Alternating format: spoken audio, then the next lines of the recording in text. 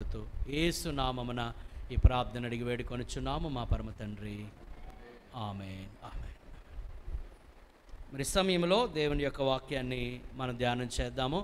మరి దానికి ముందుగా మా బావగారు భద్రాచలంలో మరి పరిచర్య చేస్తూ ఉన్నారు. 2 సంఘాలు అక్కడ నడిపిస్తూ ఉన్నారు. మరి సువార్తకు అనేక ఆటంకాలు కలుగుతున్న ప్రాంతం అది. అయినా ప్రభు వారి పట్ల కృప చూపి మరి అభిషేకించి వారిని వాడుకుంటున్నారు. మరి వారు కుటుంబ సమేతంగా మన మధ్యకు రావడం చాలా సంతోషం. అలాగే కుటుంబం అంతటిని, అక్క పిల్లలను కూడా ఒకసారి లేచి నిల్చోమని కోరుతూ ఉన్నాను. ప్రత్యేకంగా ఆహ్వానిపోతూ దైవజనులు కూడా వారిని మరొకసారి చప్పట్లు కొడుతూ ప్రేమపూర్వకంగా థ్యాంక్ యూ. మరి సమయాన్ని దైవజనులకు అప్పగిస్తూ ఉన్నాను. మనందరం శ్రద్ధగా వాక్యాన్ని విందాం. దానికి ముందుగా చిన్న కోరస్ పాడుకుందాం. నాతో మాట్లాడు ప్రభువా,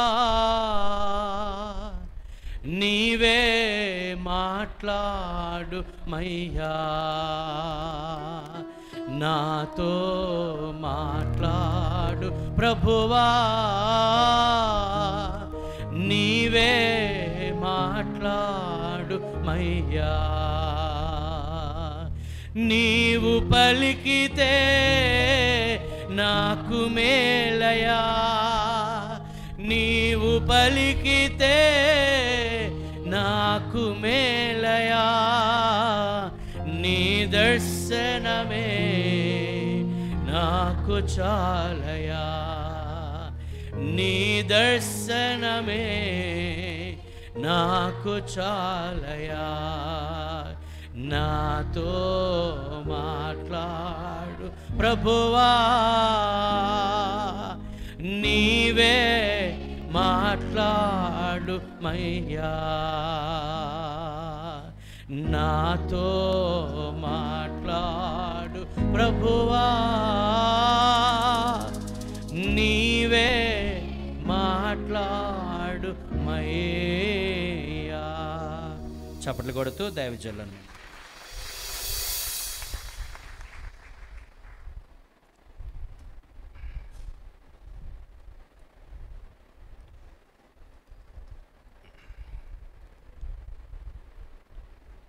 దేవుని నామానికి మహిమ కలుగును గాక. కూడి వచ్చినటువంటి దేవుని బిడ్డలందరికీ కూడా ప్రభువైన యేసుక్రీస్తు నామములో 2 వందనాలు తెలియజేస్తున్నాను. సారపాక, భద్రాచలం, లక్ష్మీనగరం మరి 3 ప్రాంతాల్లో ఉన్నటువంటి మా సంఘ బిడ్డలు మీకు అందరికీ కూడా వందనాలు తెలియజేయమని చెప్పారు. వారి తరపున కూడా మరొకసారి అందరికీ వందనాలు తెలియజేస్తున్నా. మరి దేవుడిచ్చినటువంటి శ్రేష్టమైన సమయాన్ని బట్టి మొదటగా నేను ఎంతగానో సంతోషిస్తున్నాను.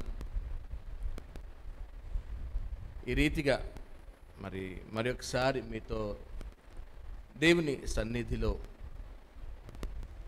సమయాన్ని గడపడానికి దేవుడు నన్ను సాధనంగా వాడుకుంటున్నందుకు మొదటగా దేవునికి వందనాలు చెల్లిస్తున్నాను. అలాగే మా కుటుంబాన్ని, అలాగే మా పరిచర్యలను దేవుడు ముందుండి నడిపిస్తున్నాడు. విశ్వాస జీవితంలో మమ్మల్ని ఎప్పటికప్పుడు దేవుడు ధైర్యపరుస్తూ ఉన్నాడు, బలపరుస్తున్నాడు. నిజానికి చాలా చిన్న వయసు నుండే మేము ప్రభు సన్నిధిలో నడవడం ప్రారంభించాం. సో అప్పటి నుంచి ఇప్పటి వరకు మేము గమనించినప్పుడు ఎన్నో మార్పులు, ఎంతోమంది దైవ సేవకులు, లేకపోతే ఎన్నో పరిస్థితులు, ఇవన్నీ కూడా మమ్మల్ని ప్రభువులో ముందుకు నడపడానికి తోడుగా ఉంటూ వచ్చారు. ముఖ్యంగా మేము నమ్మేది ఒకటే, విశ్వాసం నాకు కర్త, దానిని కొనసాగించువాడైనా యేసు వైపు చూస్తూ మా నడత ముందుకు వెళ్తుంది. సో మేము కోరుకునేది ఒకటే, మొదటిగా పౌలు గారు ఒక మాట అన్నమాట, మీరే మాకు అతిశయ కారణం. అంటే సంఘం ఎప్పుడైతే చక్కగా ఉంటుందో, సంఘం అనగా ఆయన రక్తము చేత కడగబడినటువంటి వారు, మనమందరం కూడా కడగబడ్డాం. మనం అందరం కూడా దేవుని సంఘంగా పిలువబడతా ఉన్నాం. అయితే ఆ సంఘములో ఒక్కొక్కరిని ఒక్కొక్క రీతిగా దేవుడు నిలవబెట్టుకుంటాడు, నడిపిస్తాడు. కనుక సంఘం ఎప్పుడైతే సరైన రీతిలో చక్కగా మరి అలంకరించబడుతుందో లేదా చక్కగా నడవగలుగుతుందో మొదటగా దేవుడు సంతోషిస్తాడు, తర్వాత సేవకుడు సంతోషిస్తాడు, అలాగే అందులో నడుస్తున్న ప్రతి ఒక్కరు కూడా సంతోషిస్తూ ఉంటారు. మరి దరిదాపు మా నాన్నగారు 79లో రక్షణ పొందారు ఐజాక్ అయ్య గారి ద్వారా. మరి అప్పటి నుంచి ఇప్పటి వరకు ప్రభువును విడిచిపెట్టకుండా, ఎందుకంటే ఈ సమయంలో ఎంతోమంది ప్రభువును విడిచిపెట్టినటువంటి వారు ఉన్నారు, మరిచిపోయినటువంటి వారు ఉన్నారు, లోకంలో కలిసిపోయినటువంటి వారు ఉన్నారు. కానీ దేవుని అత్యంత కృప, ఆ ప్రేమ ఇన్ని సంవత్సరాలుగా మేము చూస్తూనే ఉన్నాం. నిజానికి మా జీవిత అనుభవాలు చాలా విచిత్రంగా ఉంటాయి, చాలా అద్భుతంగా ఉంటాయి. కాబట్టి అవన్నీ కూడా మేము తలుచుకునేటప్పుడు నిజంగా దేవుని ప్రేమ మన ఊహకు ఒక్కోసారి అందదండి. అర్థం చేసుకోవడానికి మనం ప్రయత్నం చేస్తూ ఉండాలి. సో నేను ఎక్కడికి వెళ్ళినా మా జీవిత అనుభవాలనే వాక్యంగా చెప్పడానికి ఇష్టపడతాను. ఎందుకంటే మనము అనుభవించినటువంటిది మనం ఎవరికి చెప్పినా మనకి ముందు సంతోషం ఉండదు, ఎదుటి వారికి కూడా అది ఆశీర్వాదకరం కాదు. కాబట్టి మరొకసారి దేవుడు మిమ్మల్ని అందరినీ కలుసుకోవడానికి ఎంతగానో కృపను చూపాడు. వాస్తవానికి మా షెడ్యూల్లో ఈ ప్రోగ్రాం లేదు. మేము డైరెక్ట్గా శ్రీకాకుళం వెళ్ళి అటు నుండి అలా వెళ్ళిపోదాం అనుకున్నాం. ఎందుకంటే కొద్దిగా వాతావరణం కానీ మాకు షెడ్యూల్ కూడా కుదరలేదు. సో ఏదైనప్పుడు కూడా దేవుని చిత్తం ఇలాగుంది కనుక ఆయన చిత్తానికి అందరూ తల వంచాల్సిందే. కాబట్టి మరొకసారి దేవుడు నాకు ఇచ్చినటువంటి మంచి అవకాశాన్ని బట్టి ప్రభువుని స్తుతిస్తున్నాను. అలాగనే మిమ్మల్ని అందరిని బట్టి మరొకసారి నేను సంతోషిస్తున్నాను. దేవుని స్తోత్రం, హల్లెలూయా. కొద్ది నిమిషాలు దేవుని వాక్యాన్ని మనం ధ్యానం చేసుకుందాం. పేతురు రాసిన 2వ పత్రిక 1వ అధ్యాయం 4 నుండి 11 వరకు కొన్ని మాటలు మనం ధ్యానం చేసుకుందాం. ఒక్కొక్కటిగా మనం ధ్యానం చేసుకుని ప్రయత్నం చేద్దాం. పేతురు రాసిన 2వ పత్రిక 1వ అధ్యాయం 4వ వచనం నేను చదువుతాను. ఆ మహిమ గుణాతిశయములను బట్టి ఆయన మనకు అమూల్యములను అత్యధికములైన వాగ్దానములను అనుగ్రహించి ఉన్నాడు. దురాశను అనుసరించుట వలన లోకమందున్న భ్రష్టత్వమును ఈ వాగ్దానముల మూలముగా మీరు తప్పించుకొని దేవస్వభావమునందు పాలివారగునట్లు వాటిని అనుగ్రహించెను. వీలుంటే వచనం వెంబడి వచనం ధ్యానం చేసుకుందాం. దేవుణ్ణి నమ్మడానికి చాలామందికి చాలా కారణాలు ఉంటాయి, చాలా రీజన్స్ ఉంటాయి. ఏ కారణం లేకుండా ఎవరు ప్రభు దగ్గరికి రాలేదనే నేను అనుకుంటాను. ఎందుకంటే ఏదో ఒక కారణం, స్వస్థత కోసము, లేకపోతే పాప క్షమాపణ నిమిత్తము, లేకపోతే ఆర్థిక ఆశీర్వాదాల కొరకు ఏదో ఒక కారణం అనేది ఉంటుంది కదా. అయితే మనం ప్రభు దగ్గరికి వచ్చినప్పుడు నమ్ముతాం, ఇది ఒక వాగ్దానంగా నమ్ముతాం. దేవుడు మాట్లాడాడండి, లేకపోతే నేను విన్నాను, దేవుడు ఖచ్చితంగా చేస్తాడు, ఇలాగనే మనం ఆయన మాటను బట్టి మనం నమ్ముతూ ఉంటాం, ముందుకు వెళ్తూ ఉంటాం. అయితే దేవుని వాగ్దానాలు ఎందుకు ఇవ్వబడ్డాయి మనకి? దేవుని వాగ్దానాలు ఎందుకు ఇవ్వబడ్డాయి? రెండవదిగా ఎవరికి దేవుని వాగ్దానాలు? గమనించినట్లయితే ప్రియులరా, ఈ లోకంలో వాగ్దానం ఎవరికి చేస్తామంటే లేని వారికి. ఎవరికైతే ఇళ్ళు లేవో గవర్నమెంట్ వాడు వాగ్దానం చేస్తారు, రాజకీయ నాయకులు, మీకు మేము ఇల్లు కట్టిస్తాము, లేకపోతే మీకు పలానా చేస్తాం. లేని వారికి ఏదైతే ఇస్తామంటాం అది వాగ్దానం. మరి లోక సంబంధమైనవి కాకుండా ఆత్మ సంబంధమైనవి, దేవుని సంబంధమైనవి మనము ఏమి కలిగి ఉన్నాం? వాస్తవానికి ఏమీ కలిగి లేము. ఎందుకు లేమనంటే మనం కలిగినది ఎప్పుడైతే ఆదాము అవ్వలు పాపం చేశారో వారు కలిగినదంతా కూడా ఏమైందండి? దురాశ వలన వారు మొత్తం పోగొట్టుకున్నారు. అంతేగా? అవ్వమ్మ దురాశపడింది. ఏమని? ఒకవేళ ఈ పండు తింటే మేము దేవతల వంటి వారము అయిపోతాము, లేదా ఇంకా దేవునికి దగ్గరగా అయిపోతాం, లేకపోతే దేవునికి సమానంగా అయిపోతాం. ఆ దురాశ వలన ఏమైందండి?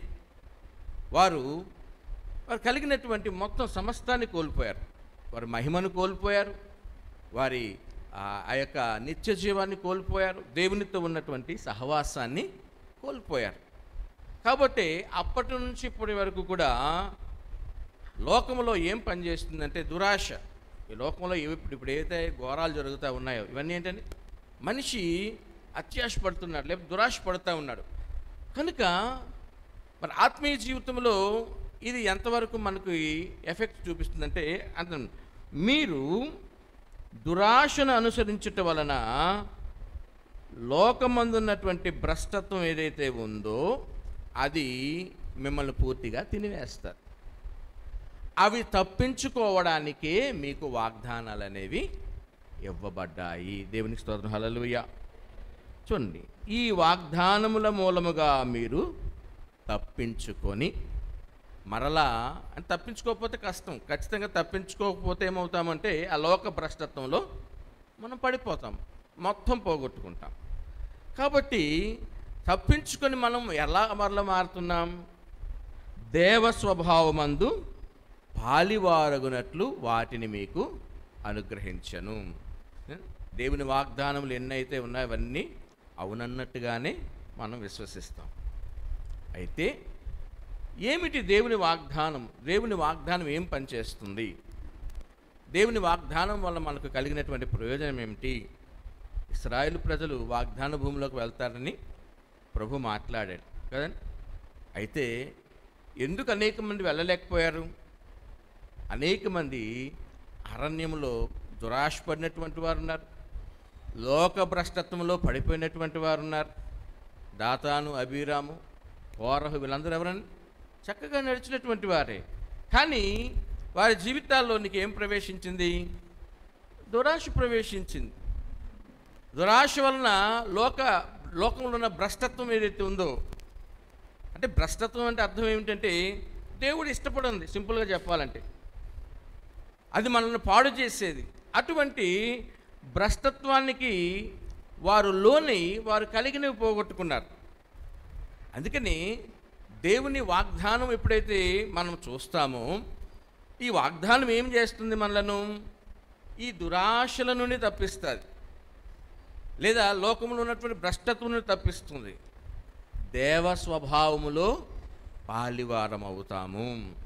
ఒక మనిషి లేదా ప్రభువును నమ్మినటువంటి వ్యక్తి ఏ స్వభావం కలిగి ఉంటాడండి? దేవ స్వభావం కలిగి ఉంటాడు. ఎందుకంటే మన జీవితాల్లో లోక స్వభావము, మానవ స్వభావం పనిచేస్తూ ఉంటుంది. కనుక వాటి నుండి తప్పించుకోవాలంటే దేవుడు మన ముందుంచినవి అమూల్యములైనటువంటి వాగ్దానములు, అత్యధికములైనటువంటి వాగ్దానం. అంటే ఒక్కొక్క విషయంలో ఒక్కొక్క వాగ్దానము మన జీవితాల్లో పనిచేస్తూ వస్తుంటుంది. అందుకని లోకంలో ఏవైతే ఉన్నాయో సింపుల్గా మనం బైబిల్ చదువుతాం. లోకంలో ఉన్నది శరీరాశ, నేత్రాశ, జీవపురాణం. అంటే శరీరాశను మనం తప్పించుకోవాలంటే ఒక వాగ్దానం మనకు ఇవ్వబడింది. నేత్రాశను తప్పించుకోవాలంటే ఒక రకమైన వాగ్దానం మనకు ఇవ్వబడింది. జీవపుణమును తప్పించుకోవాలంటే ఒక రకమైన వాగ్దానం. అందుకని అమూల్యములైనటువంటి వాగ్దానాలు, అత్యధికములైనటువంటి వాగ్దానాలు. ఏ రాజకీయ నాయకుడైనా ఎవరైనా ఎన్ని వాగ్దానాలు చేస్తారు? కొన్ని మాత్రమే చేస్తారు. కొన్నే చేయగలుగుతారు, కొన్నే వాళ్ళు వాటిని ఫుల్ఫిల్ చేయగలుగుతారు. కొంతమంది అవి కూడా చేయరు. సర్వసాధారణంగా మందిరాలు కట్టేటప్పుడు అనేక మంది విశ్వాసులు కానీ ఫ్రెండ్స్ కానీ చాలామంది వాగ్దానం చేస్తూ ఉంటారు. వాగ్దానం చేసినప్పుడు ఏం చేస్తుంటారండి? కొంతమంది ఎప్పుడు ఆ వాగ్దానం నెరవేర్చేసుకోవాలని ఎదురు చూస్తారు, ఇస్తూ ఉంటారు. కొంతమంది ఏం చేస్తారు?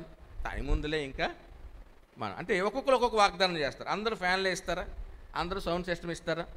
ఎవరుగా ఒక్కొక్కరు ఒక్కొక్క వాగ్దానం, అంటే అక్కడ ఉన్న పరిస్థితులు బట్టి మనం ఏ వాగ్దానం చేసుకుందాం. ఇంతకుముందు 31వ తారీఖున వాగ్దానాలు చేసేవారు చాలామంది. అంటే మరి ఇక్కడ ఉన్నదో లేదో కానీ ఒకప్పుడు మా దగ్గర బాగా నడిచేదన్నమాట. ఒక ఆమె లేచి, పాస్టర్ గారండి, ఎక్కడ ప్రార్థన అయినా నేను వచ్చేస్తానండి, ఎక్కడ ప్రార్థన అయినా నేను వచ్చేస్తానని వాగ్దానం చేసింది. మళ్ళా సంవత్సరంలో వాగ్దానం చేసేటప్పటికి ఒక్క ప్రార్థన కూడా రాలే. మళ్ళీ అప్పుడు మర్చిపోయి మళ్ళీ అదే వాగ్దానం చేసింది. ఎంత విచిత్రం అంటే ఏమాత్రం సిగ్గుపడకుండా, ఏమాత్రం ఇబ్బంది పడకుండా, ఈ సంవత్సరం అయితే నేను చేయలేకపోయాను కానండి, వస్తున్న సంవత్సరం మాత్రం ఖచ్చితంగా చేస్తానండి అంటుంది. మళ్ళా మామూలే, మాకు ఆ వాగ్దానాలు అలవాటు అయిపోయినాయి. దానితో పాటు సరే న్యూ ఇయర్కి మనం ఫండ్ రైజ్ చేస్తాం కాబట్టి కార్యక్రమాలకి ఆమె నేను ఇస్తానండి అంటుంది. ఎంత విచిత్రం అంటే జనవరి 1 రాదు ఆమె మళ్ళీ. ఈ లోకంలో అక్కడున్న పరిస్థితులు బట్టి వాగ్దానాలు చేస్తూ ఉంటాం, కానీ కొన్నిసార్లు మన సామర్థ్యం సరిపోదు, మనం చేయలేము. కొంతమంది ఎవరో ఒకరు చేస్తారులే, మనం చేయకపోతే వచ్చే నష్టమేమి ఉంది అనుకుంటాం. దేవుని వాగ్దానాలు అటువంటివి ఎంత మాత్రము కాదు. ఆయన వాగ్దానాలు ఏంటండి? అమూల్యమైనటువంటి వాగ్దానం, అత్యధికములైనటువంటి వాగ్దానం. అంటే మన జీవితాల్లో ఎన్ని లోటులు ఉన్నాయో, ఎందుకంటే వాగ్దానం అంటే మనకు లేనిది ఒకరు ఇవ్వడం. మనకు ఉన్నవి ఎవరు వాగ్దానం చేయరు. మీరు సంఘంలో కొంతమంది వాగ్దానం చేస్తూ ఉంటారు, మొత్తం ఫ్యాన్లు అన్నీ ఉన్నాయి, పాస్ట్ కానీ మేము 10 ఫ్యాన్లు ఇస్తా అంటారా? అనరు. ఎందుకు?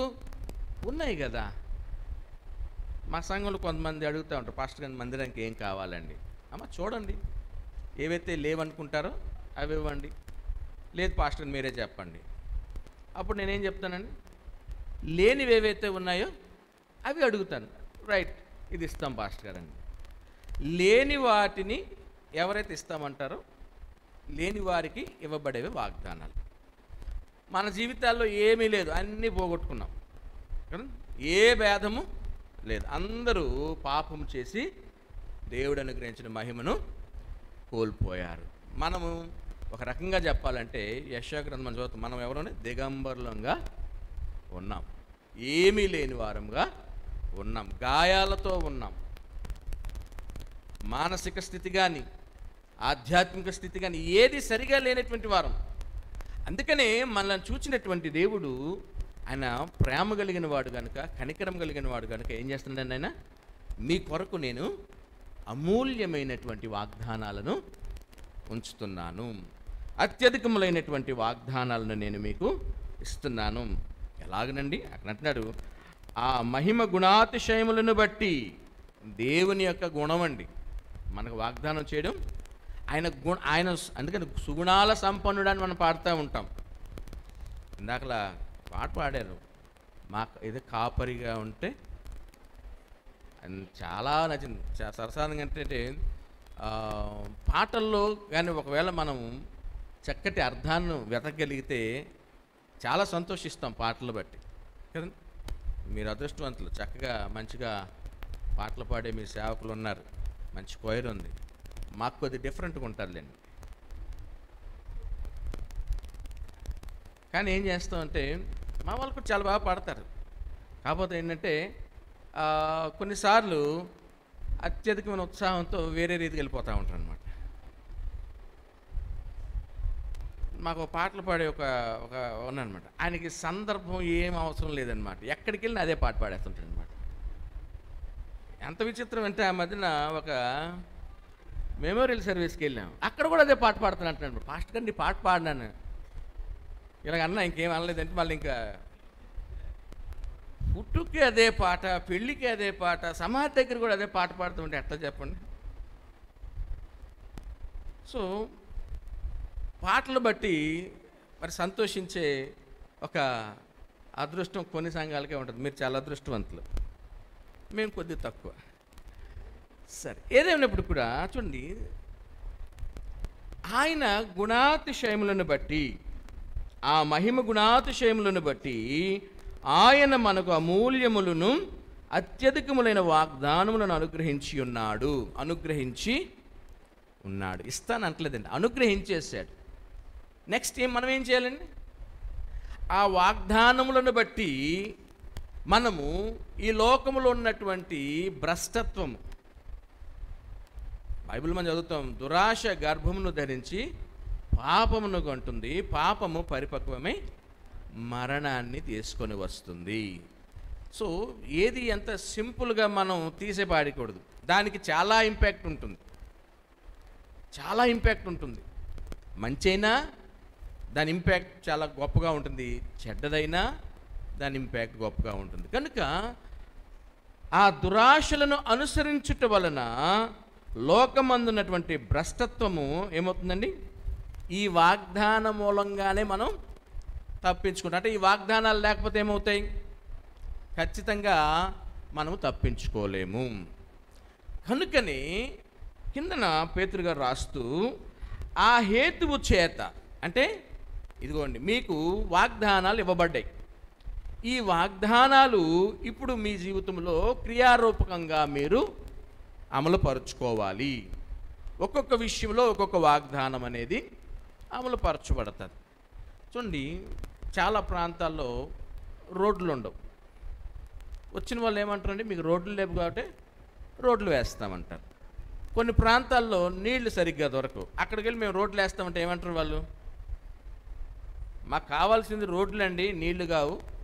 నీళ్ళు ఎలాగైనా మాకు ఆల్రెడీ ఉన్నాయి కాబట్టి మాకు రోడ్లు కావాలి, లేకపోతే నీళ్ళు లేని ప్రాంతంకి వెళ్తే నీళ్లు కావాలంటారు. అలాగనే మన జీవితాల్లో అసలు ఏ వాగ్దానం అనుగ్రహించబడింది, ఏది మనం కలిగి ఉండాలి?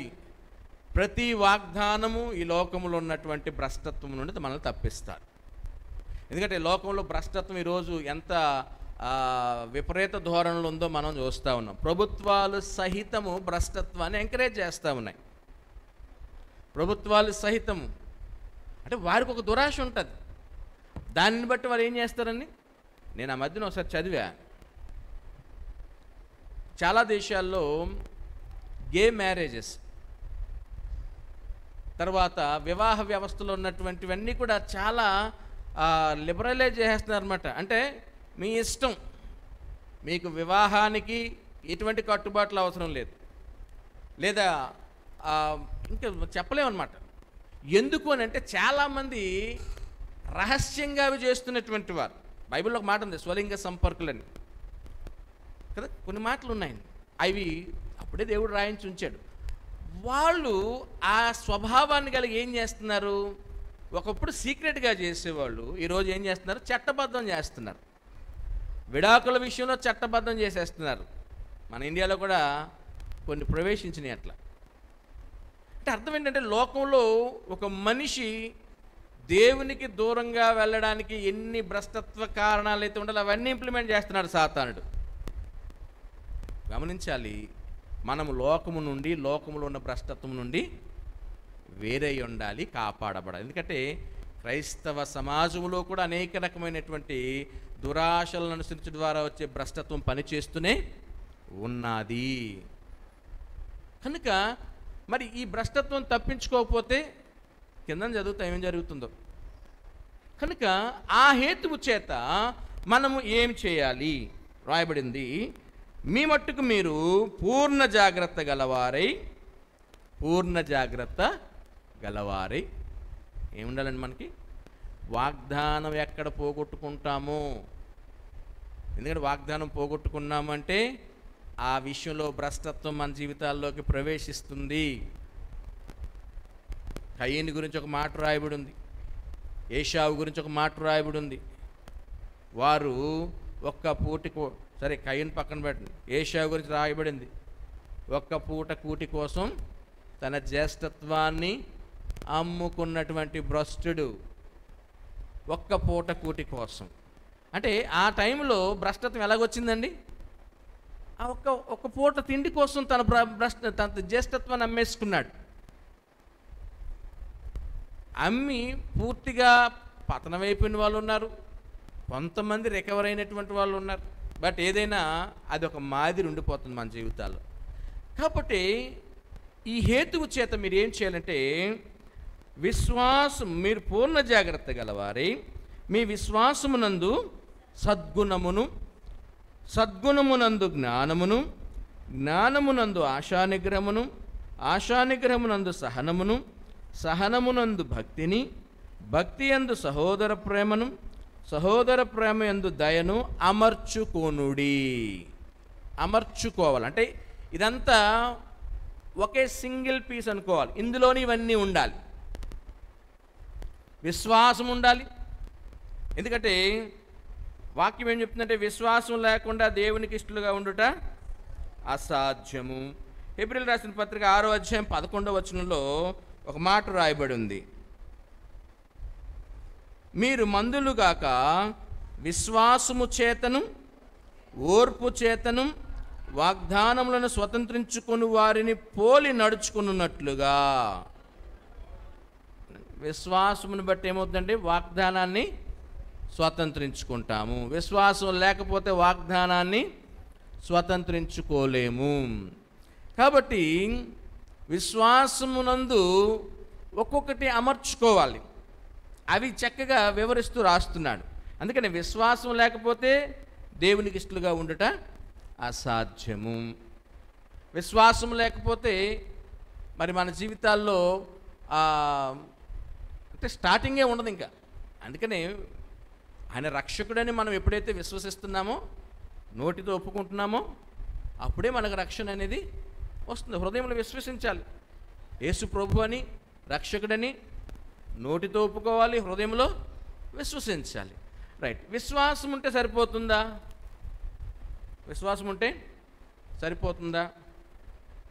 ఇప్పుడు ఒక కాంట్రాక్టర్ లేక బిల్డర్ ఒక మనం ఇల్లు కట్టమని చెప్పేసి తనకి ఇచ్చాం. అతను చక్కగా ఇల్లు కట్టేసి ఇచ్చేసాడు. ఓకే, ఇల్లు కట్టించిన తర్వాత ఇప్పుడు మనం ఏం చేస్తామండి? ఇల్లు ఏం చేస్తాం చెప్పండి? ఇల్లు కట్టుకున్న వాళ్ళు ఏం చేస్తారు? బెడ్రూమ్లో వంట సామాన్లు, బెడ్రూమ్లో వంట సామాన్లు, స్టోర్ రూమ్లో బెడ్స్ వేస్తామా? ముందు డిజైన్ చేసుకుంటాం. మనకి ఎన్ని అవసరం?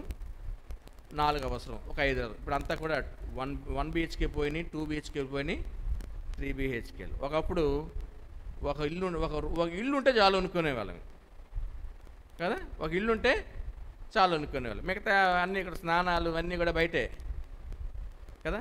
ఇప్పుడు కాలం పెరుగుతా 1 BHK, ఒక బెడ్రూము, ఒక కిచెను, సరే చిన్న హాలు, అది సరిపోలే. ఇప్పుడు 2 BHKకి వచ్చారు.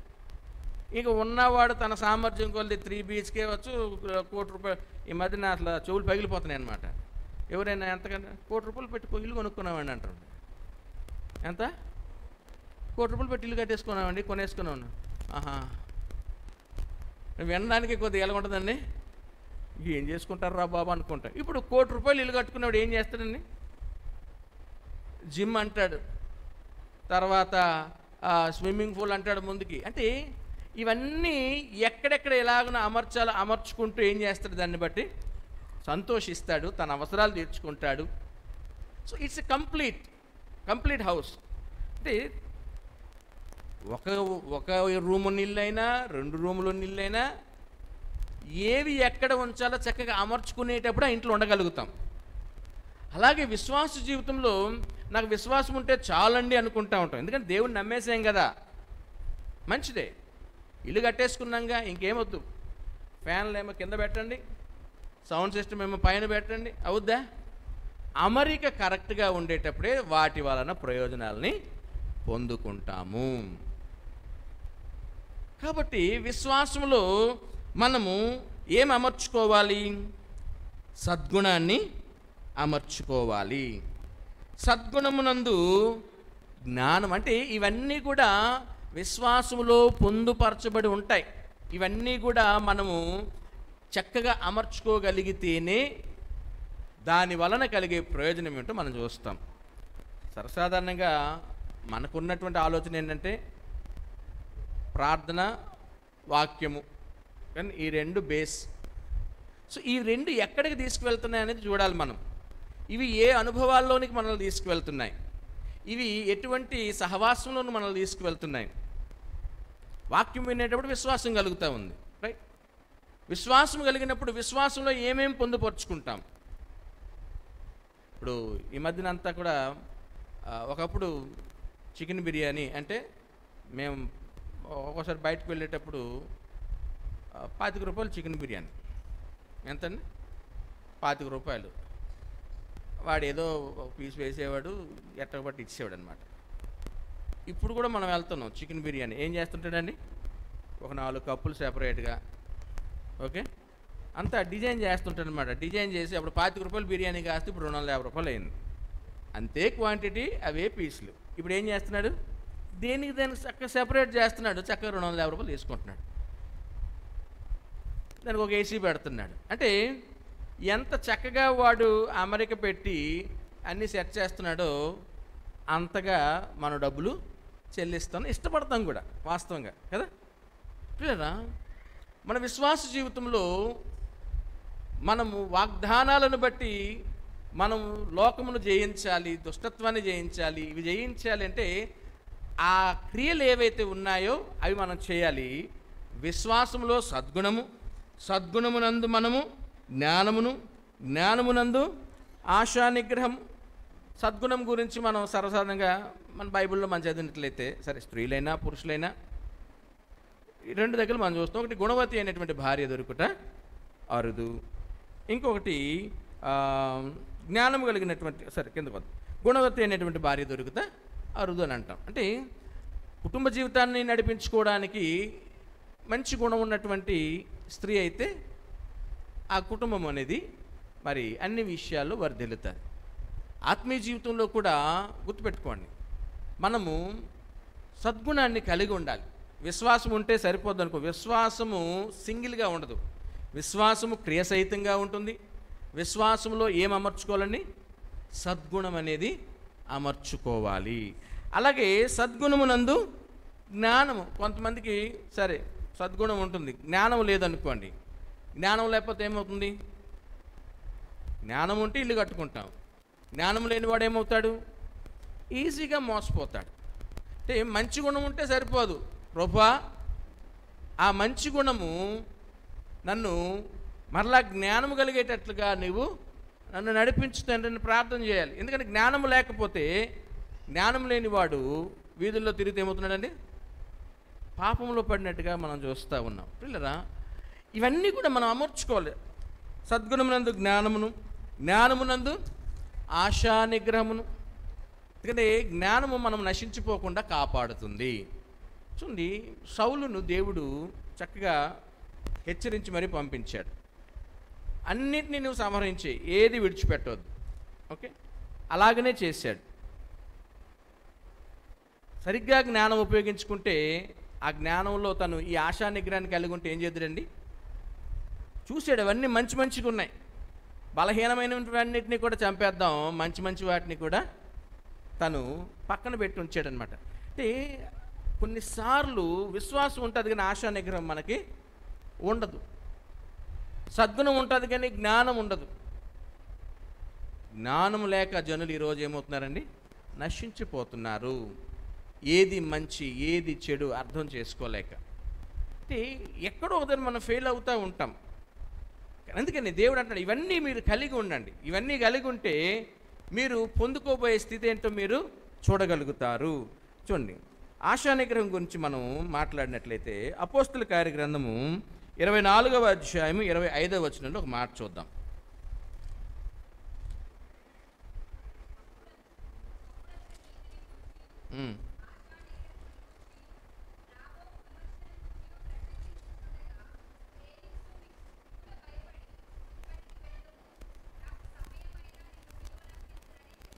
చాలండి. ఇక్కడ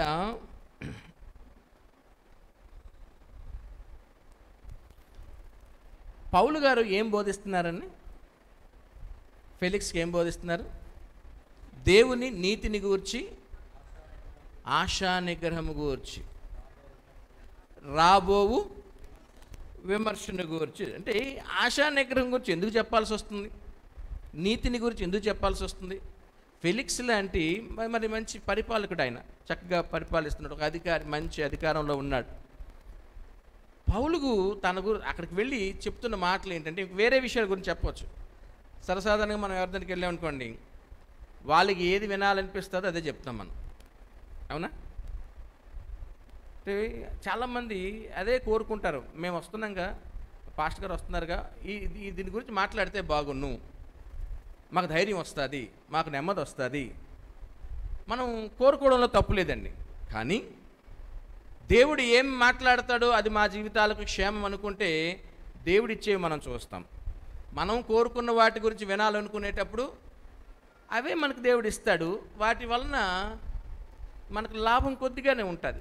కానీ దేవుడు ఏదైతే ఇస్తాడో అది నా ఆత్మీయ జీవితానికి, నా కుటుంబ జీవితానికి బాగు చేస్తుందని నమ్మితే దేవుని మాటలు వినడానికి ఇష్టపడతా ఉంటాం. ఇతడు పౌలు దగ్గర నుంచి ఏం వినాలనుకుంటున్నాడు?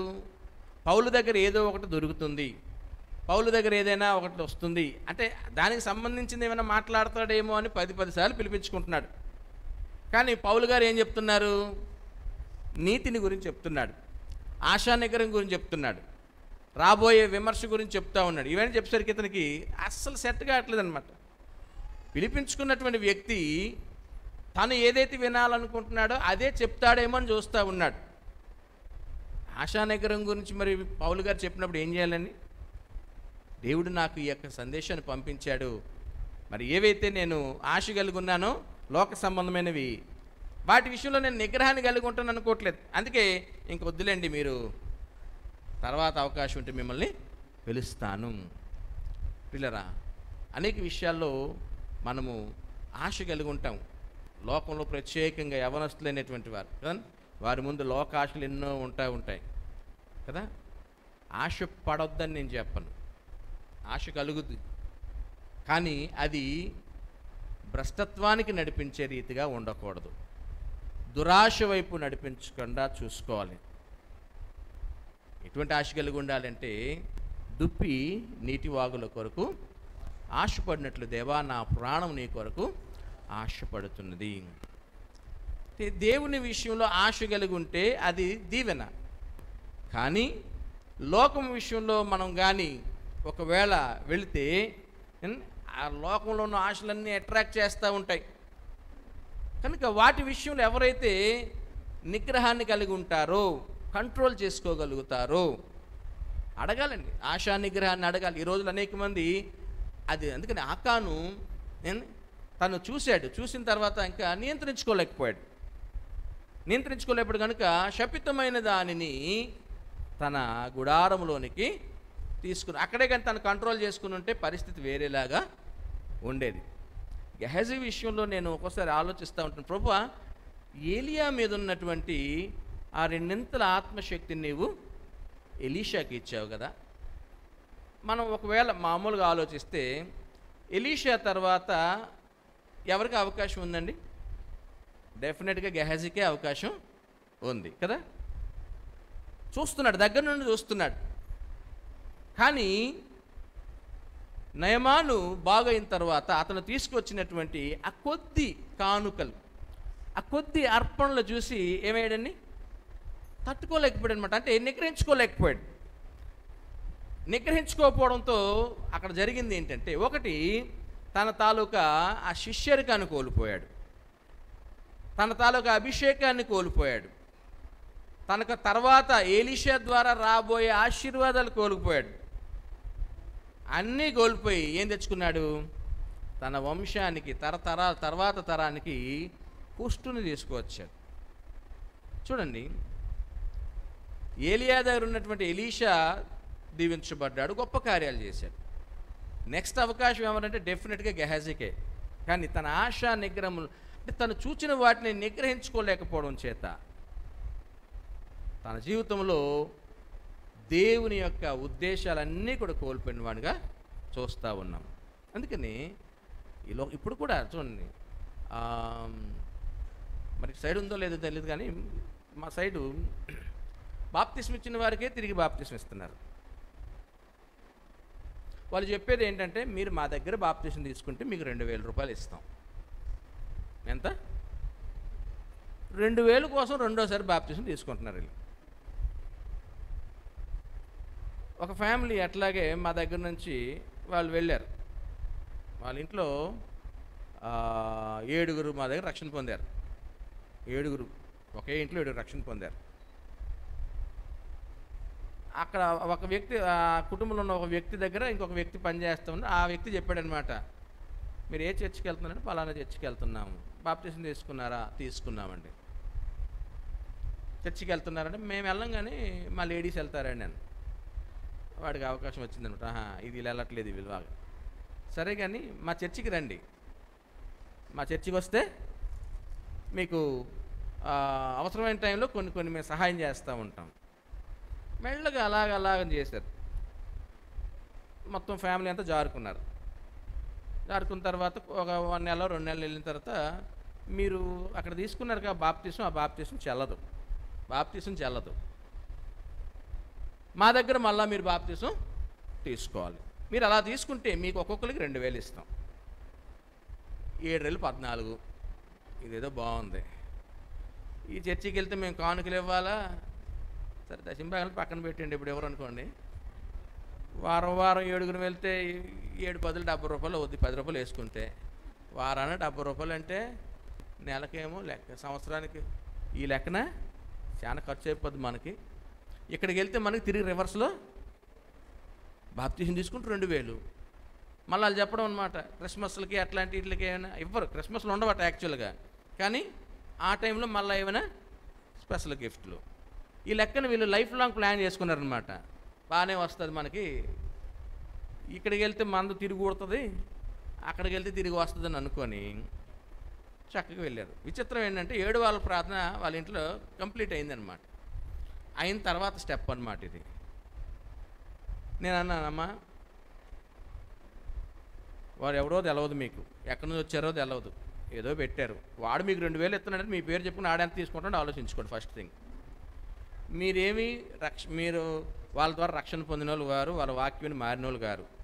సో మీకు ఇస్తారు అన్నది ఎంతవరకు ఇస్తారో గ్యారంటీ కాదు. అన్నిటికి మించి ఆడు కానీ అక్కడి నుంచి వెళ్ళిపోతే మీరు అటు కాక ఇటు కాక చెడతారని చెప్పారు. ఇంకా ఎక్కువ చెప్పిన వాళ్ళకి అర్థం కావట్లేదు వాళ్ళకి. లేదు పాస్టర్ గారండి, మా అబ్బాయితో పనిచేసిన ఆయన ఆ గ్యారంటీ అన్నాడు. సరేలేండి మీ ఇష్టం అన్న. కరెక్ట్గా 6 నెలలు వెళ్ళారేమో, దాని తర్వాత వాళ్ళు లేరు, ఆ సంఘం లేదు, ఏం లేదు. ఇప్పుడు వీళ్ళు ఇటుగాక అటుగాక చెడ్డారు. అప్పుడప్పుడు దేవుడి భయం వీళ్ళు పనిచేస్తుంటుంది. కాబట్టి వీళ్ళున్న ప్రాంతంలో భద్రాచలంలో చివరిలో ఒక చర్చి ఉందన్నమాట. అక్కడికి వెళ్తున్నారు. ఇప్పుడు ఇక్కడ నుంచి అక్కడికి వెళ్ళడానికి మనిషికి 40 రూపాయలు, మనిషికి 40 రూపాయలు, రాను పోను 80 రూపాయలు, కానుక వేసుకుంటే 10 రూపాయలు. మనిషికి ఎంత అయింది ఇప్పుడు? 90 రూపాయలు అయింది. 7 వెళ్ళాల, 97లో 560 రూపాయలు ఎంత. మరి టీ తాగాలో డ్రింక్ తాగాలో ఇది అనిపిస్తుంది. వెరసి వారానికి ఎంత ఖర్చు తేలింది ఇప్పుడు? ఒక 600 650 తేలిందనమాట. ఇప్పుడు వారానికి 650 ఖర్చు పెట్టుకొని నెలకు ఒక దగ్గర 3000 రూపాయలు ఖర్చు పెట్టుకొని వెళ్ళగలుగుతారా? పౌరుషానికి వెళ్ళారు కొన్నాళ్ళు. తర్వాత 2 చేతులు ఎత్తేసి దేవుడు లేదు ఏమీ లేదు ఇంట్లో ఉందాంలే అనుకున్నారు. ఇప్పుడు ఎక్కడున్నారు? ప్రశాంతంగా ఇంట్లో ఉన్నారనమాట. చూసారా? ఒక దురాశ, లేదా 2000 రూపాయలు వస్తాయో ఎంతో కొంత వస్తుందని ఆశ పడి ఏమయ్యారండి? సహవాసం కోల్పోయారు, ప్రశాంతత కోల్పోయారు. అంటే ఒకసారి కానీ మనం కంట్రోల్ చేసుకోకపోతే కొన్ని మన సాతానుడు ఎర్ర చూపిస్తాడు. దానికి పణంగా మనం విశ్వాసాన్ని పణంగా పెట్టాలి, లేదా పవిత్రతను పరిశుద్ధతను పణంగా పెట్టాలి. మనం ఈ లాస్ చూసుకుంటాం కానీ తర్వాత జరగబోయే ఆ పరిణామాలను మనం చూసుకోవట్లేదు పిల్లలు. అందుకని విశ్వాసంలో సద్గుణాన్ని మనం అమర్చుకోవాలి, సద్గుణంలో జ్ఞానమును అమర్చుకోవాలి, జ్ఞానమునందు ఆశా నిగ్రహాన్ని కలిగి ఉండాలి, ఆశా నిగ్రహమునందు సహనమును. తీతుకు రాసిన పత్రికల్లో కూడా అదే మాట రాయబడిన చూడండి. ఆశా నిగ్రహం గురించి 1వ అధ్యాయం 8వ వచనంలో అక్కడ రాయబడిన మాట చూద్దాం చూడండి. అతిథి ప్రియుడును, సజ్జన ప్రియుడును, స్వస్థబుద్ధి గలవాడును, నీతిమంతుడును, పవిత్రుడును, ఆశా నిగ్రహము గలవాడునై ఉండి. అంటే ఆశలో నిగ్రహం లేకపోతే జరిగిన పరిణామాలు చూస్తాం. ప్రభు చక్కగా చెప్తున్నమాట, మీరు ఆశా నిగ్రహం కలిగి ఉండండి. లోకము మిమ్మల్ని తన ఆశల వైపు నడిపిస్తుంది, లోకాశల వైపు నడిపిస్తుంది. వాటిని కానీ మీరు నిగ్రహం కోల్పోతే సమస్తాన్ని మీరు కోల్పోతారు. ఇస్కరియోతు యోధ ఆ వెండి నాణాలు చూశాడు, పట్టుకోలేపాడు అనమాట. ఇవేవి నా సంచిలో ఉంటే ఎంత బాగుంటుందో. అలాగని ప్రభువును అమ్మి వేశాడు పిల్లలు. అందుకని ఆశ దేవుని విషయమైందైతే ఆ ప్రాణాన్ని దేవుడు తృప్తిపరుస్తాడు. ఆశ లోకానుసారమైందైతే అది మన దురాశ వైపు నడిస్తుంది, పేరాశ వైపు నడిపిస్తుంది, భ్రష్టత్వం వైపు నడిపిస్తుంది. అది ఎవరైతే ఆహ్వానిస్తారో వారి జీవితాల్లో దేవుని యొక్క అభిషేకాన్ని వారు కోల్పోతారు. అందుకనే గెహజీ మన ముందున్నటువంటి వ్యక్తి, ఆకాను మన ముందున్నటువంటి వ్యక్తి, వారి జీవితాల ద్వారా ఆశా నిగ్రహం లేకపోతే ఏం జరుగుతుందో క్లియర్గా మనం అర్థం చేసుకోవచ్చు. క్లియర్. ఆశా నిగ్రహం నందు సహనమును, సహనమునందు భక్తిని, భక్తి యందు సహోదర ప్రేమను, సహోదర ప్రేమ యందు దయను అమర్చుకొనుడి. ఇవన్నీ కూడా సరైనటువంటి క్వాంటిటీలో, సరైనటువంటి క్వాలిటీలో ఎప్పుడైతే మనం అమర్చుకుంటామో, చూడండి, ఒక బంగారు నగకు లేదా ఒక బంగారు కిరీటానికి మనం ఒక రాయిని అమర్చం కదా. బంగారు కిరీటం ఉందంటే దానికి ఏం చేస్తామని, దానికి సరిపడా ఆ వజ్రాన్ని కానీ, అందరికీ చాలామంది ఉంగరాలు వేసుకుంటారుగా, ఉంగరాలు పెట్టుకుంటారుగా, ఉంగరాల్లో రాళ్ళు పెట్టుకునే అలవాట్లు ఉంటాయిగా. దాన్ని పోయిన రాయిని పెడతామా, పెద్దది పెడతామా, చిన్నది పెడతామా, సరైంది పెట్టి చాలామందికి అలవాటు. అంటే మేము ఉంగరం కొనుక్కున్నాం, మా ఉంగరానికి మంచి వజ్రాన్ని పొడిగాం అంటే అదొక సాటిస్ఫాక్షన్, అది సంతృప్తి, సంతోషిస్తూ ఉంటారు. అందరూ చూడాలి, ఎప్పుడు కొన్నారు, ఎంత కొన్నారు, చాలా బాగుంది, ఆ మాటలు వినేటప్పుడు మనకి ఎంత హ్యాపీగా ఉంటుంది. అలా ఇల్లు కట్టుకున్నాం అనుకోండి, ఎవరింటికి వెళ్ళినా సరసాగా మనం ఎవరింటికి వెళ్ళినా ముందే ఏమంటారు, రండి మా ఇల్లు చూద్దరు అంటారు. సింగిల్ రూమ్ ఉందనుకోండి, రమ్మని చూస్తారా, రండి రండి మా ఇల్లు చూడండి, ఏమని చూడడానికి ఒక రూమేగా అంటారు అన్నమాట. విల్లా ఉందనుకోండి, డూప్లెక్స్ ఉందనుకోండి, కడుతున్నప్పుడు పిలుస్తాం, రండి రండి ఎంతవరకు వచ్చింది పని చూడండి అంటారు. ఒకసారి నా స్నేహితుడు నన్ను పిలిచాడు అనమాట వాళ్ళ ఇంటికి. ఆయన డూప్లెక్స్ కడుతున్నాడు. లోపలికి వెళ్ళినప్పుడే వామ ఇంటర్వ్యూగా ఉందనుకున్నా. పైకి తీసుకెళ్ళి ఒక రూమ్ ఓపెన్ చేయదు. సార్ చూడండి ఇది మా బాత్రూమ్ అన్నాడు అనమాట. ఒరే బాత్రూమ్ చూపించడం ఏంట్రా అనుకున్నాను నేను. తీరా చూస్తే బాత్రూమ్ ఎంత ఉందంటే నాకు తెలిసి 10x20 పొడుగు ఉందన్నమాట బాత్రూమ్. అందులో టబ్బు, తర్వాత చక్కగా షవర్స్ అన్నీ అనమాట. మధ్యలో మళ్ళా పార్టీషన్ ఇవన్నీ ఏం చూపిస్తున్నాడండి, బాత్రూమ్స్ కూడా చూపించేస్తున్నాడు. ఎందుకు మనం చూపిస్తాం బాత్రూమ్, ఉండండి కొద్దిగా నీళ్ళు కొట్టేస్తాం అంటమాట, ఉండండి కొద్దిగా ఫినాయిల్ వేసి వస్తామంటాం, అంతే కదా. కొంతమంది ఏమంటారు, నీట్గా మెయింటైన్ చేసిన వాళ్ళు వెళ్ళండి పర్లేదు సూపర్గా ఉంటుంది లోపల. కొంతమంది బాత్రూంలో కవిత్వాలు రాస్తారంట, ఇక పాటలు రాసిన వాళ్ళు తయారవ్వలే. అంటే ఒక ఇంటిలో చక్కగా అమర్చుకుంటే ఏం చేస్తామంటే సంతోషంగా వారిని చూడమంటాం, వంటిల్లు చూడమంటాం, ఈవెన్ స్టోర్ రూమ్ కూడా చూడమంటాం. సరిగ్గా అమరకపోతే ఉండండి అవన్నీ సెట్ చేస్తాం, సెట్ చేసినాకే వెళ్ళమంటాం. మన ఆత్మీయ జీవితంలో పిల్లరా ఇవన్నీ అమర్చుకుంటే మనం అందరిని ఏమంటామండి, చూడమని అక్కర్లే, వాళ్ళు చూసినట్టు అనుకుంటారు అన్నమాట, వీళ్ళు చక్కగా అమర్చబడ్డారు, చక్కగా వీరు అమర్చబడ్డారు.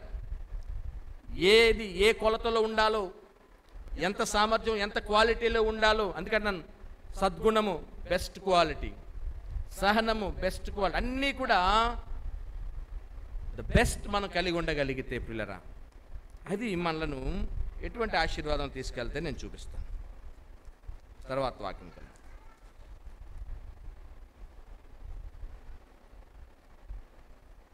అమర్చుకొనుడి, ఇవి మీకు కలిగి విస్తరించిన ఎడల అవి మన ప్రభు అయిన యేసుక్రీస్తుని గూర్చిన అనుభవ జ్ఞాన విషయంలో మిమ్మును సోమరులైనను నిష్ఫలులైనను కాకుండా చేయును. ఇవి ఉంటే ప్రయోజనం ఏంటి, ఇవి కలిగి విస్తరిస్తే, ఇవి కలిగి ఎంతగా స్ప్రెడ్ అవుతే, అప్పుడప్పుడు మనం వింటూ ఉంటాం, మాకు 15 బ్రాంచ్లు ఉన్నాయండి, షాపులు 20 బ్రాంచ్లు ఉన్నాయండి. అంటే మందిరాలు ఉండొచ్చు, లేకపోతే షాపులు ఉండొచ్చు. ఎంత ఆ బ్రాంచెస్ విస్తరిస్తే అంత కలిమి, అంత సంపద, అంత పేరు. కానీ అంటే రాష్ట్రంలో మాకు ఇన్ని బ్రాంచ్లు నేను కొంత గర్వంగా చెప్పుకుంటారు. కొంతమంది ఏమంటారు, రాష్ట్రంలో మాకు ఎక్కడ బ్రాంచ్లు లేవంటారు. ఇది గొప్ప చెప్పుకుంటాడు అనమాట. అవునా? మేము అప్పుడప్పుడు సంతోషం చెప్పుకుంటాం, మాకు 3 ప్రాంతాల్లో పరిచర్య ఉందని, చక్కటి సంఘాలు ఉన్నాయి. విస్తరిస్తే ఏమవుతాయండి? ఆ విస్తరణలో అనేకులకు ఆశీర్వాదం ఉంటుంది. అలాగే ప్రియులరా, విశ్వాసంలో కలిగినవన్నీ కూడా మనం ఎంతగా విస్తరిస్తూ ఉంటాము అంటే, మనం విశ్వాసంలో ఇంకా ఎదగాలి, సహనంలో ఎదగాలి, ఆశా నిగ్రహంలో ఎదగాలి అన్నట్టనమాట. 10 రూపాయలు లొంగనోడు 100 రూపాయలకు లొంగుతాడు. 100 అంటే 10కి లొంగలేదు, సరే 100 ఇద్దాం, 100కి లొంగలేదు 1000 రూపాయలకి ఇద్దాం, 1000 రూపాయలకి లొంగలేదు 10,000 పెడదాం, 10,000కి లొంగలేదు. అంటే వాడు లొంగేటంత వరకు ఆఫర్ చేస్తూనే ఉంటాడు. ఎవడు? పాడు చేయాలనుకునేవాడు. మనం కూడా చాలా విషయాల్లో శాతానికి లొంగం, లోకానికి లొంగం కదా.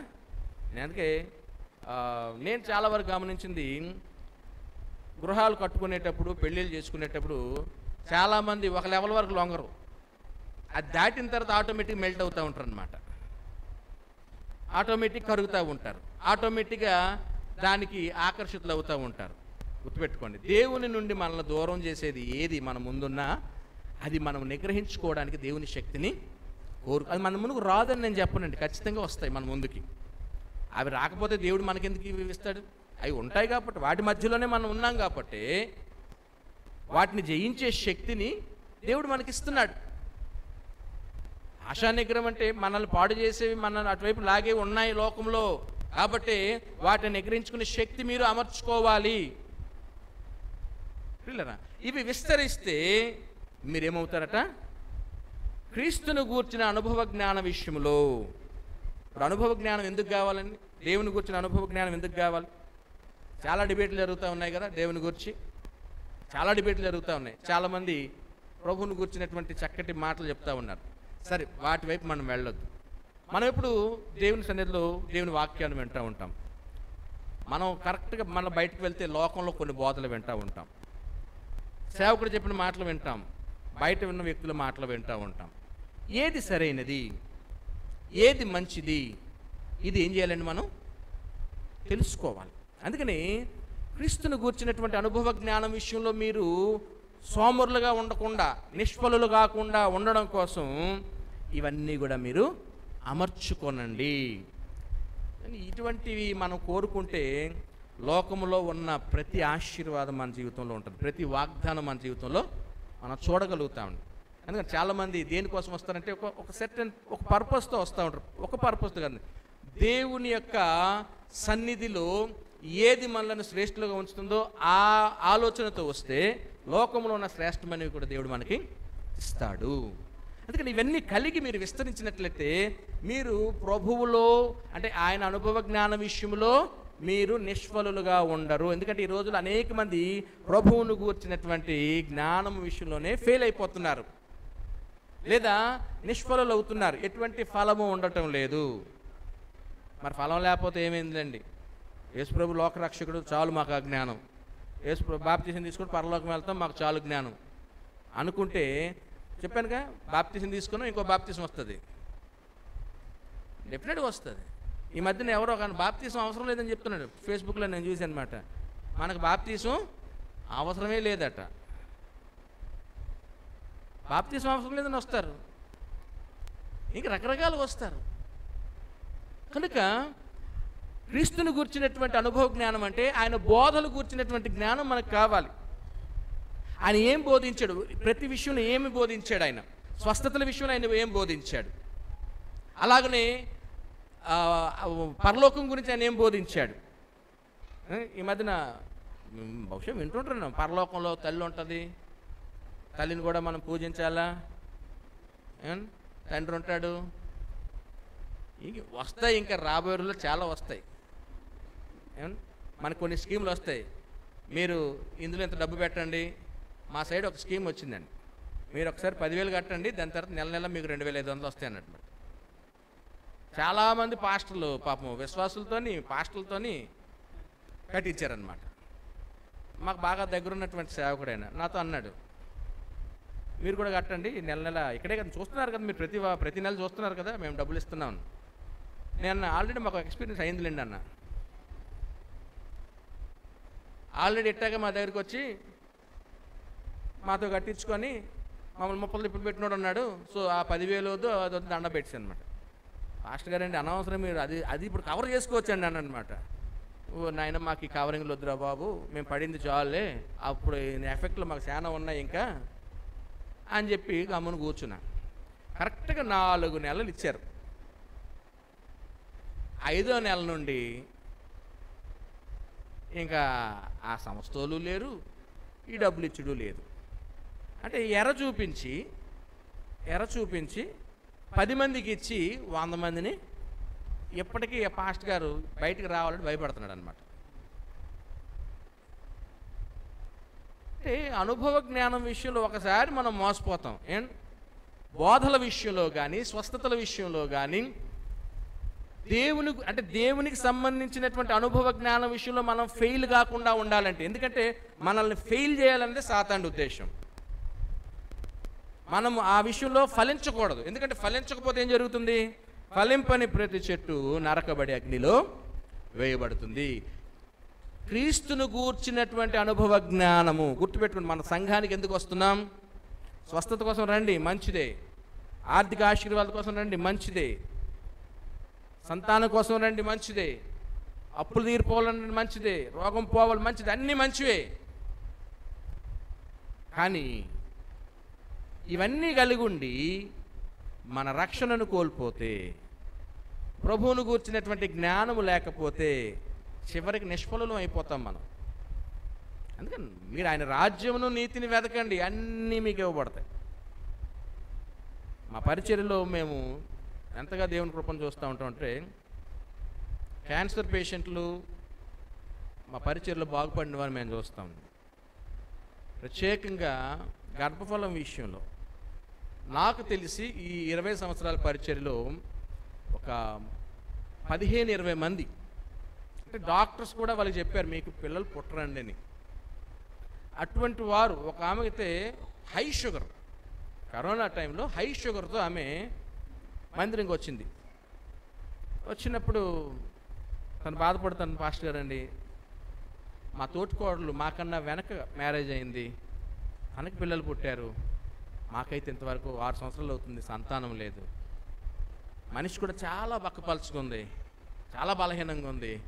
మరి బాధపడుతూ చెప్తా ఉంటే నేను ఒకటే అన్నాను, అమ్మా దేవుడు ఖచ్చితంగా మీకు నెక్స్ట్ ఇయర్ కల్లా దేవుడు మీకు గర్భఫలం ఇస్తాడని చెప్పి ప్రార్థన చేసి పంపించాను.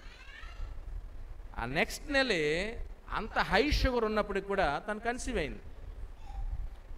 అయింది. కరోనా టైంలో డెలివరీ. ఇంకా విచిత్రం ఏంటంటే ఫ్రీ డెలివరీ.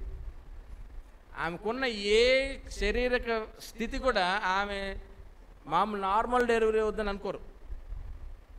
మంచి కరోనా టైం గవర్నమెంట్ హాస్పిటల్లో డెలివరీ అయిందని. నెక్స్ట్ మళ్ళీ ఇంకొక బాబు, ముందు బాబు అనుకుంటా, తర్వాత మళ్ళీ పాప.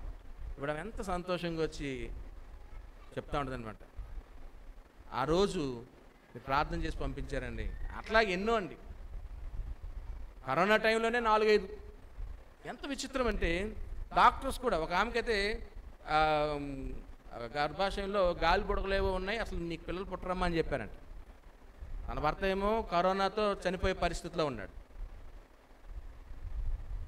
ప్రార్థన చేసినప్పుడు తను బ్రతికాడు, ఈమె కూడా చక్కటి గర్భఫలం. మొన్న మేము వెళ్తే ఇద్దరు వచ్చి ప్రార్థన చేయించుకుంటా ఉన్నారు. నేను ఎందుకు ఈ మాటను చెప్తున్నానంటే, క్రీస్తుని గురించినటువంటి అనుభవ జ్ఞానం మనల్ని ఇంకా స్థిరంగా ప్రభువులో ముందుకు నడిచేటట్లుగా సహాయపడుతుంది. ఆ జ్ఞానం లేకపోతే మనం ఏం చేస్తామండి? వదిలేస్తాం ప్రభువుని. ఆ జ్ఞానం, బోధలో జ్ఞానము మనం పొందుకోకపోతే, క్రీస్తుని కూర్చుని ఆయన బోధలలో ఉన్న సత్యాన్ని కానీ, బోధనలో ఉన్నటువంటి జ్ఞానమును కానీ, మర్మాలను కానీ అర్థం చేసుకోకపోతే ప్రభువును మనం వెంబడించలేము. అందుకనే వాక్యంలో కూడా మనం చదువుతాం, అనేక మంది శిష్యులే ఆయనను వెంబడించుకుని వెనక్కి వెళ్ళిపోయినట్టు. అర్థం ఏంటంటే వాళ్ళకి ఆ క్రీస్తుని గుర్తినటువంటి అనుభవ జ్ఞానం కోరుకోలే, ఇంకేవో కోరుకుంటున్నారు వాళ్ళు. అందుకే మనం దేవుని సందుకు వచ్చినప్పుడు, ప్రభువా నిన్ను గూర్చినటువంటి పరిపూర్ణమైనటువంటి సత్యము నాకు నీవు తెలియచేయు. ఏదో ఒక రోజులో 2 రోజులు కాదండి, మన జీవితకాలం మనము ప్రభు దగ్గర ఉన్న ఆయన గూర్చినటువంటి జ్ఞానం కొద్దిపాటిది మనకి అర్థమవుతుంది. మనం ఏం చేస్తామంటే కొద్ది కాలంలోనే ఎక్కువ కోరుకుంటాం దేవుని దగ్గర. అందుకే మనము వాటిని పొందుకోలేము. అవి దొరకనప్పుడు మన నిరాశతో వెనక్కి తిరిగిపోతూ ఉంటాం. కానీ సమయానుకూలంగా దేవుడు తన తనక అద్భుత కార్యాల్లో ఉన్నటువంటి మర్మం ఏంటి, లేదా తన బోధనలో ఉన్నటువంటి ఏంటో అవన్నిటినీ ఆయన గూర్చిన అనుభవ జ్ఞానం నడిపిస్తాయి. అందులో మనం ఇప్పుడు కూడా ఫెయిల్ కాకూడదు. అందుకని క్రీస్తుని గూర్చిన అనుభవ జ్ఞానం విషయంలో మనము నిష్ఫలంగా ఉండకుండా ఉండడం కోసం విశ్వాసములో ఇవన్నీ కూడా మనము అమర్చుకోవాలి. సరే, మరి ఇవన్నీ చేసాంగా ఏమిటి దానివల్ల ప్రతిఫలం? కింద చూద్దాం, చూడండి 11వ వచనం. మీరిట్టి క్రియలు చేయువారైతే ఎప్పుడును తొట్రిల్లరు, అలాగున మన ప్రభువును రక్షకుడైన యేసుక్రీస్తు యొక్క నిత్య రాజ్యములో ప్రవేశము మీకు సమృద్ధిగా అనుగ్రహింపబడును. దేవునికి స్తోత్రం. హల్లెలూయా, హల్లెలూయా. ఆయనను పోలిన వారంగా మనం ఉంటేనే ఆయన రాజ్యంలో మనకు ప్రవేశం. ఎక్కడికైనా ఎంట్రన్స్కి వెళ్ళాలంటే కొన్ని దగ్గర ఎన్ని రెస్ట్రిక్షన్స్ ఉంటాయండి. నిజమే, ఎందుకంటే వాళ్ళు కొన్ని నామ్స్ పెట్టుకుంటారు, అలాంటి వారే లోపలికి రావాలని. మరి పరలోకం ఎలా పడితే అలా వెళ్ళిపోయే స్థలమా అది? అది పరిశుద్ధులు ఉన్న స్థలం, దేవుడు నివసించే స్థలం. కాబట్టి ఆయన ఉన్న చోటున మనం ఉండునట్లుగా మనల్ని ఈ భూమి మీద తయారు చేస్తున్నాడు ఆయన. ఇది మనం తయారయ్యే స్థలం, అలంకరించబడే స్థలం, ఇది అమర్చుకునే స్థలం. ఇది మనం అందరం కూడా వాక్యం వింటున్నాం కదా, విశ్వాసం ఉంది ప్రభువా, నా విశ్వాసంలో నేను ఇంకా ఏమవ్వాలి, సద్గుణాన్ని నేను అమర్చుకోవాలి. ఎక్కడ సెట్ అవుద్ది, ఏ క్వాలిటీ కావాలి నాకు, ప్రతి ఒక్కటి కూడా అలాగ నేను అమర్చుకోవాలి. అమర్చబడితేనే అది ఘనతకు కారణంగా ఉంటుంది. ఏమీ లేకుండా మనం ప్రభు ఎదుట నిలబడలేమండి. మనం నిలబడాలంటే, ప్రభు ఇదిగో నీవు నన్ను భూమి మీద తయారు చేశావు. చూడండి, సర్వసాధారణంగా ఏమైనా ఫంక్షన్లు ఏమైనా జరిగితే మంచిగా తయారైన వాళ్ళు ఎక్కడ ఉంటారండి? ముందు కూర్చుంటారు. అటుగా ఇటుగా తయారైన వాళ్ళు ఎక్కడ ఉంటారు? ఎక్కడో చూసుకుంటారు అనమాట. కనబడినట్టు, ఉండనట్టు. ఒకవేళ కెమెరాలు తిప్పారనుకోండి, వీళ్ళు ఏదో పనులు ఉన్నట్టు తిప్పుతారనమాట.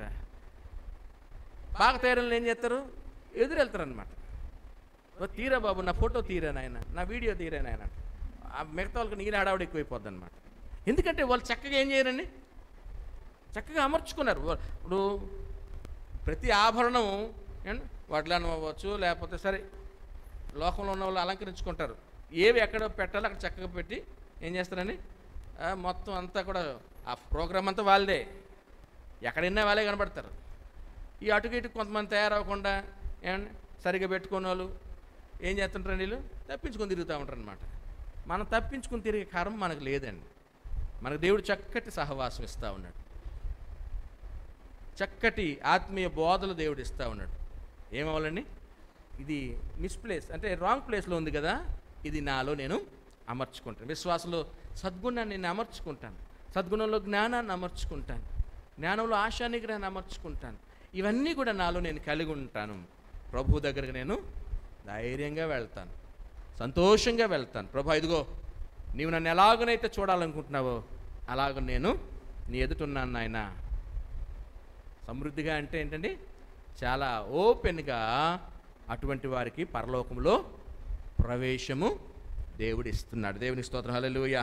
అందుకని మన ప్రభువును రక్షకుడైన యేసుక్రీస్తు యొక్క నిత్య రాజ్యములో ప్రవేశము మీకు సమృద్ధిగా అనుగ్రహింపబడును. ఇంత ప్రయాసపడి ఆ పరలోకానికి వెళ్ళకపోతే ప్రయోజనము ఏముంది చెప్పండి. అందుకని లోకములో ఉన్నవి మనలను భ్రష్టత్వం వైపు నడిపిస్తాయి కనుక దేవుని కొరకు ఆశ కలిగి ఉందాం.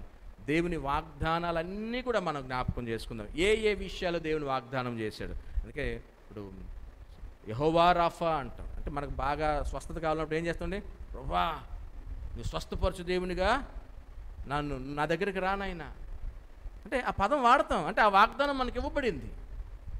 అలాగనే ప్రతి విషయంలో కూడా విజయం కోసం అవ్వచ్చు, స్వస్థత కోసం అవ్వచ్చు, ఏ విషయంలో అయితే దేవుడు ఇదిగో నేను ఇలాగను ఉన్నాను, నేను ఇలాగున మీరు యెహోవా ఈరే, దేవుడే చూసుకుంటాడట. అంటే మనకి బాగా అవసరం ఉంటే ఏం చేస్తాడండి? దేవుడే చూసుకుంటాడు. ఎలా చూసుకుంటాడు? వాగ్దానం నమ్ముతున్నాం కదా, అందుకని ప్రభువే చూసుకుంటాడండి. మా జీవితంలో అట్లా దేవుడు చూసుకుంటాడులే అన్న సందర్భాలే ఎక్కువ. ఎందుకనంటే ఆయన చూడకపోతే ఏమీ రాదు, ఏమీ చూడలేం, ఏమీ పొందుకోలేం. కనుక ఏ వాగ్దానముగా ఆయన పిలువబడ్డాడో అవి మన జీవితాల్లో, నాయనా నీవు స్వస్థపరచు దేవునిగా ఉండు, మా ధ్వజముగా ఉండు, మా విమోచకుడుగా ఉండు, మా ప్రొవైడర్గా నీవు ఉండు, అవన్నీ కూడా మనం కోరుకుంటూ ఎప్పుడైతే మనం దేవుని సన్నిధిలో ప్రార్థన చేస్తామో అవి లోకంలో ఉన్న భ్రష్టత్వం తప్పిస్తాయి. ఖచ్చితంగా చెప్తున్నాను, ఆ వాగ్దానాలు మనల్ని ఇంకా ప్రభువు దగ్గరగా తీసుకువెళ్తాయి. కనుక వాగ్దానాలు నమ్ముదాం, విశ్వాసంలో మనం కలిగి ఉండాల్సినవి కలిగి ఉందాం. మరి ముఖ్యంగా ఎట్టి పరిస్థితుల్లో మనము ఫలహీనులుగా ఉండవద్దు. దేవుడు ఖచ్చితంగా మనల్ని ఫలవంతంగానే మారుస్తాడు ఆయన. అవన్నీ జరగాలంటే ప్రభు సన్నిధిలో దీన మనస్సు కలిగి ప్రతిరోజు కూడా ప్రభువా మాతో నీవు మాట్లాడు తండ్రి, నీ స్వరం మేము వినాలని ఆశపడుతున్నాం తండ్రి, నీ మాటలు మేము లోపడతాం ప్రభువా. ఇలాగున్న ప్రియులరా, మనం ఎప్పుడైతే దేవుని సన్నిధిలో కనిపెడతామో ప్రతి వాగ్దానం నెరవేరుతుంది. మనము అమర్చబడిన వారముగా, అలంకరించబడిన వారముగా ప్రభు ఎదుట ధైర్యంగా నిలబడతాం. సిగ్గుపడనక్కరలేని పనివార్లంగా మనం ప్రభు ఎదుట నిలబడతాం. ఇదిగో నాయనా, అందుకే ఒక వ్యక్తి ప్రభు దగ్గరికి వచ్చాడు, నాయనా నువ్వు 5 ఇచ్చావు, తిరిగి 5 సంపాదించాను. నీవు 2 ఇచ్చావు, 2కి 2 సంపాదించాను. ఒకడు ఏం చేశాడు, నువ్వు 1 ఇచ్చావు కానీ ఏం చేయాలో నాకు అర్థం కాలేదు, భూమిలో పాతి పెట్టేశా. అంతే, 5కి 5 సంపాదించినోడు ఎంత ధైర్యంగా వెళ్తున్నాడు. మనం కూడా ఇదిగో నా వాక్యము చేత మిమ్మల్ని నేను చక్కగా అమరుస్తున్నాను, ఏవి తీసివేయాలో ఏవి సరి చేసుకోవాలో అవన్నీ చేస్తున్నాను. చక్కగా విశ్వాసములు ఇవన్నీ అమర్చుకోనండి. అన్నీ ఆయన దగ్గర నేర్చుకునేవనండి. ఆశా నిగ్రహం ఆయన దగ్గర నేర్చుకోవాలి. ఎందుకో తెలుసా, సాతానుడు చూపిస్తున్నాడు, ఇది లోకమంతా చూపిస్తున్నాడు, లోకరాజ్యంలో వాటి మహిమను చూపిస్తున్నాడు. నీవు నా కాళ్ళకు మొక్కితే ఇవన్నీ నీకే ఇచ్చేస్తా. ప్రభువే మనకు మాదిరి అండి అన్ని విషయాల్లో. అనేక సార్లు ఆయనను రాజుగా చేయాలని వచ్చారు. సాతానుడే ఈ లోక మహిమంతా చూపించి నీకు ఇచ్చేస్తానంటున్నప్పుడు, నాయనా నువ్వు ఇచ్చేది ఏం లేదు, అవన్నీ నావే, నువ్వు నాకు ఇచ్చేది లేవు, ఇక్కడ నుంచి వెళ్ళని చెప్పి పంపించాను. ప్రతి సందర్భంలో కూడా యేసయ్య జీవితం మన ముందు మనం చూడడానికి ప్రయత్నం చేయాలి. దానికి మనకు జ్ఞానం కావాలి. అందుకని అనుభవ జ్ఞానం, ప్రభువుని కూర్చొని అనుభవ జ్ఞానాన్ని మనం కోరుకుంటూ ఎప్పుడైతే దేవుని సన్నిధి ముందుకు వెళ్తామో ఆయన కోరుకున్నటువంటి ఫలవంతమైనటువంటి జీవితాన్ని కలిగి ఉంటాం. పరలోకములో చక్కటి ప్రవేశం మనం కలిగి ఉండగలుగుతాం. అటువంటి కృప దేవుడు మనకు అనుగ్రహించునుగాక. ఆమేన్.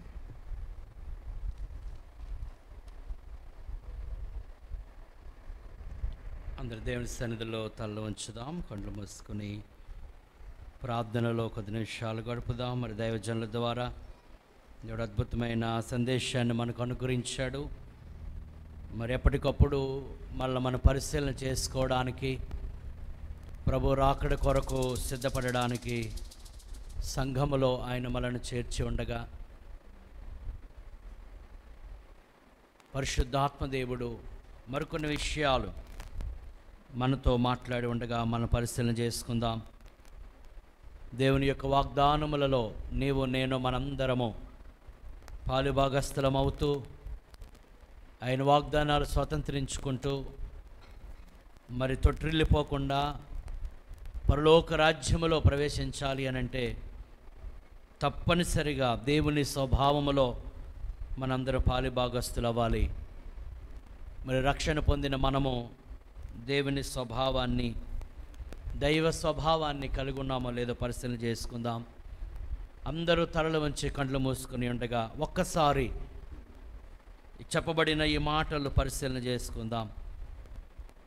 మీ మట్టుకు మీరు జాగ్రత్తగా, పూర్ణ జాగ్రత్త కలిగి ఉండండి ప్రభు చెప్పాడు.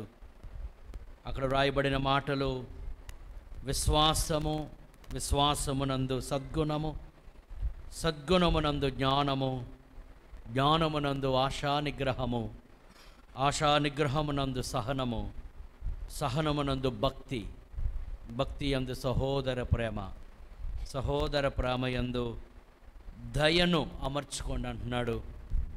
ఎవరికి వారమే 1-2 క్షణాలు నిజంగా ఇవి మనలో ఉన్నాయా? మన విశ్వాసులమని చెప్పుకుంటున్నాం, కానీ విశ్వాసం నిజంగా మనలో ఉందా?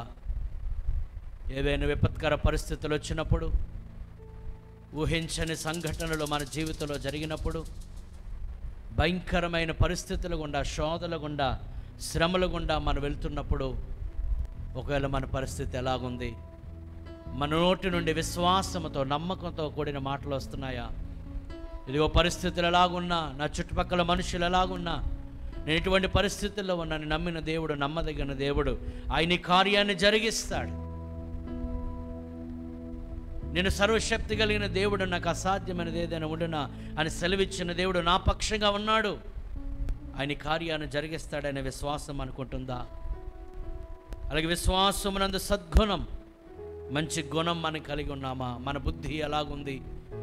మన మంచి సుగుణాలు కలిగి ఉన్నామా లేదా దుర్గుణాలు కలిగి ఉన్నామా? సద్గుణం అనగా మన క్యారెక్టర్, మన సత్శీలత ఎలాగుందో మన పరిశీలన చేసుకుందాం. దేవుని గురించిన జ్ఞానాన్ని మనం కలిగి ఉన్నామా? లోక సంబంధమైన జ్ఞానము కాదండి.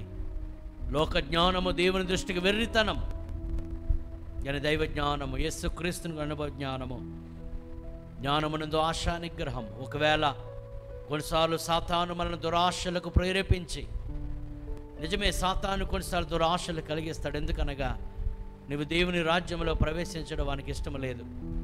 లోకమంతా చూపిస్తాడు. ఇదిగో వాక్యం చెప్తుంది, లోకంలో ఉన్నదంతా శరీరాశ, నేత్రాశ, జీవపు డంబం.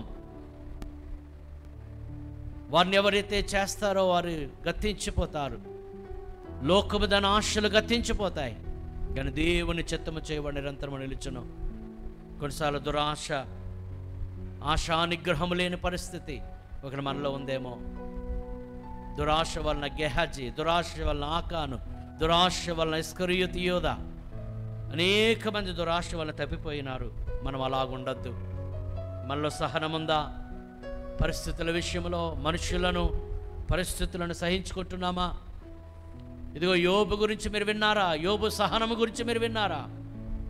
ఎంత విపరీత పరిస్థితుల్లో కూడా సహనముతో, ఓపికతో కనిపెట్టాడు. సహనమునందు భక్తి. ఈరోజు మన భక్తి జీవితం ఎలాగుంది?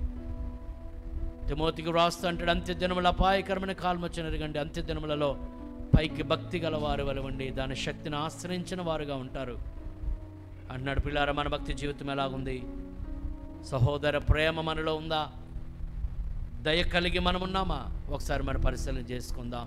మరిన్ని చేతులు పైకెత్తి అంటున్నాడు, వీటిలో ఏ వేటిలో కూడా మనం తప్పిపోకూడదు. ఒకవేళ తప్పిపోతే మనం భ్రష్టులమైపోతాం, సోమరులమైపోయి నిష్ఫలులమైపోతాం. కానీ అలా ఉండకుండా ఉండాలని దేవుడు కోరుకుంటున్నాడు. మన తొట్టిల్లిపోకుండా, జారిపోకుండా, పడిపోకుండా ప్రభు కొరకు నిలబడినటువంటి కృప పరిశుద్ధాత్ముడిచ్చులాం. 2 చేతులు పైకెత్తి మన జీవితాలు సమర్పించుకొని, ఒకవేళ ఈ చెప్పబడిన అంశాలు ఏమున్నా కూడా వాటిని మనం విడిచిపెట్టి, ప్రభువా నా జీవితాన్ని సమర్పించుకుంటున్నానయ్యా, నాయనా నిన్ను నమ్ముకుని కూడా నిత్య రాజ్యమునకు వెళ్ళపోతే ఎంత భయంకరమైన పరిస్థితి. నీ యందు కేవలం విశ్వాసం ఉంచటం మాత్రమే కాదయ్యా, ఇటువంటి సుగుణములన్నీ మాలో ఉండాలి తండ్రి. దినములు, సంవత్సరాలు గడుస్తూ ఉండగా మేము నీ రూపంలోకి మార్చబడాలయ్యా. నీ యొక్క దైవ స్వభావములో మేము పాలిభాగస్తులు అవ్వకపోతే నేను మేము నీ సన్నిధికి వచ్చి వ్యర్థం, నీ సంఘములో ఉండి వ్యర్థం. అందుకే అపోస్తలుడైన పౌలు అంటాడు, ఇదిగో మీ యందు క్రీస్తు స్వరూపము ఏర్పడి వరకు నాకు మరలా ప్రసవ వేదన కలుగుతుందని. నిన్ను చూచిన వారు నీలో క్రీస్తును చూడగలుగుతున్నారా? నిన్ను చూచిన వారు నీలో ప్రభువుని చూడగలుగుతున్నారా? లేకపోతే మనం ఇంకా సాధన చేయాలి, భక్తిలో ఎదగాలి, పరిశుద్ధతలో ఎదగాలి, విశ్వాసములో ఎదగాలి. అటువంటి కృప పరిశుద్ధాత్మదేవుడు మనకు అనుగ్రహించేలాగున ప్రార్థించేద్దాం.